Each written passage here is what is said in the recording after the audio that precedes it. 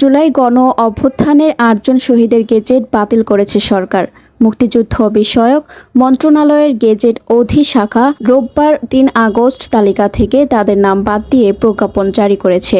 তবে কেন তাদের নাম বাদ দেওয়া হয়েছে সে বিষয়ে প্রজ্ঞাপনে কিছু জানানো হয়নি। গেজেট থেকে বাদ পড়া ৮ জন হলেন টাঙ্গাইলের মোহাম্মদ খলিলুর রহমান তালুকদার, গেজেট নম্বর ২২৯, ঢাকার রামপুরার মোসলেহ উদ্দিন, গেজেট নম্বর ২২৪, নরসিংদীর জিন্না মিয়া, গেজেট নম্বর ৩৭৫, ঢাকার দৌলত খানের শাহজামান, গেজেট নম্বর ৬১১, সাভারের মোহাম্মদ রনি, গেজেট নম্বর ৭৬৬, নারায়ণগঞ্জের তাওহিদুল আলম জিসান, গেজেট নম্বর ৮১৮, পটুয়াখালীর বশির সর্দার, গেজেট নম্বর ৮২৩ এবং শরীয়তপুরের বাঁধন, গেজেট নম্বর ৮৩৬। প্রজ্ঞাপনে বলা হয়, জুলাই গণ অভ্যুত্থানের শহীদ পরিবার ও জুলাই যোদ্ধাদের কল্যাণ ও পুনর্বাসন অধ্যাদেশ ২০২৫ এবং রুলস অব বিজনেস অনুযায়ী এই ৮ জন জুলাই শহীদের গেজেট বাতিল করা হয়েছে।